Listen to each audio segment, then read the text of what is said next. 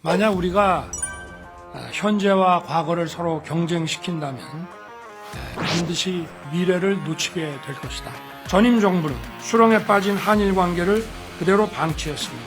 저 역시 눈앞에 정치적 이익을 위한 편한 길을 선택해서 역대 최악의 한일 관계를 방치하는 대통령이 될 수도 있었습니다.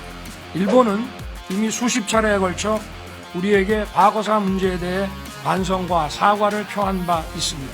국민 여러분, 이제는 일본을 당당하고 자신 있게 대해야 합니다.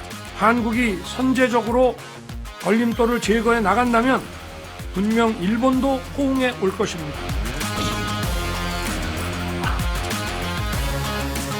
한 10분이면 하실 얘기를 너무 길게 하시더라고요. 좀 지루하더라고요. 아니 내용이 반복이 되니까 유명한 사람들의 여러 가지 결단 어린 그 용어들을 쫙 총동원하셨지만 제가 볼 때는 국민들 설득하기에는 좀 역부족이다. 일본과 관계를 풀어봐야 되겠다고 말씀하신 거는 옳은 얘기예요. 문제는 그 푸는 방식이 얻은 거 없이 일방적으로 양보만 하는 것이 과연 맞느냐라고 하는 국민들의 질타에 대한 답변은 아니다는 거죠.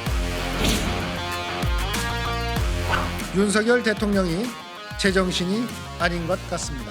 일본이 수십 차례에 걸쳐 반성과 사과를 표했다. 일본 우익의 주장을 듣는 듯 합니다.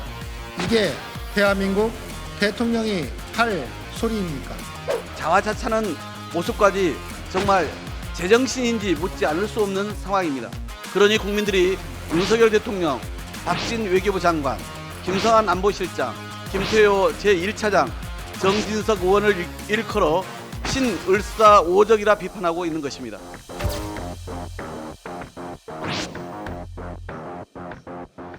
행사를 시작하겠습니다.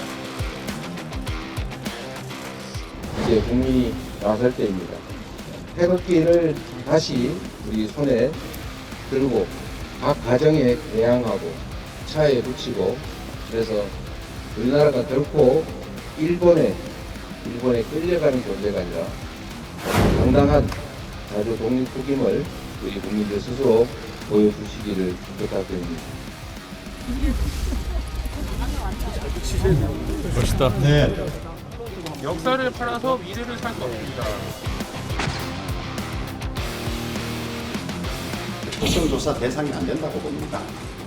민주당이 한일 관계를 파탄에 몰아놓은 걸 수습하는 그런 과정이고, 이웃인 일본과 우리가 언제까지나 지금 상태처럼 내면하고 지낼 수는 없는 거 아니겠습니까? 조금 지키고 기다리면 우리 윤석열 대통령이 한 한일 외교 정상화가 역사의 평가를 받고 하기 잘했다는 그런 평가가 있을 거라고 생각합니다.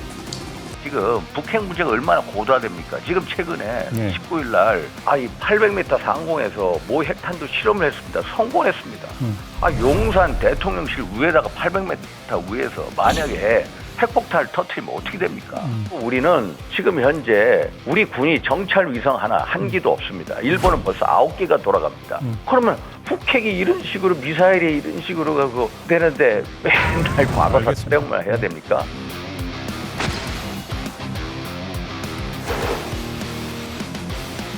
독도 문제, 한일 위안부 합의 이행 문제, 후쿠시마 오염수 수산물 문제에 대해서 대통령이 어떻게 답변했느냐고 지금 답변 드리겠습니다. 물어보는 거예요. 지금 말씀하신 독도 문제나 무슨 위안부 문제 정상회담에서 논의된 적 없습니다. 그리고 독도 문제는 잘 아시지만 우리 정부 입장은 일관됩니다.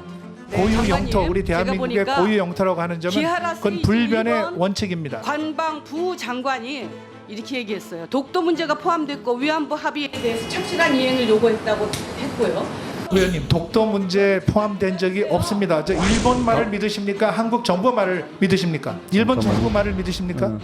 저는 일본 정부 말도 믿고요. 일본 정부의 공식 브리핑을 믿습니다.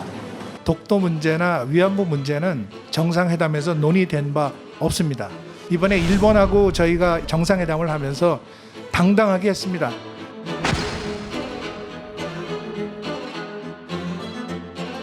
대통령과 장관 행위는 명백한 탄핵 사유에 해당된다라고 봅니다. 탄핵 말씀을 하시는데 이것은 제가 볼 때는 이건 심각한 인신 공격이고 명예훼손입니다. 정부의 정책 판단은 탄핵 사유가 아닙니다.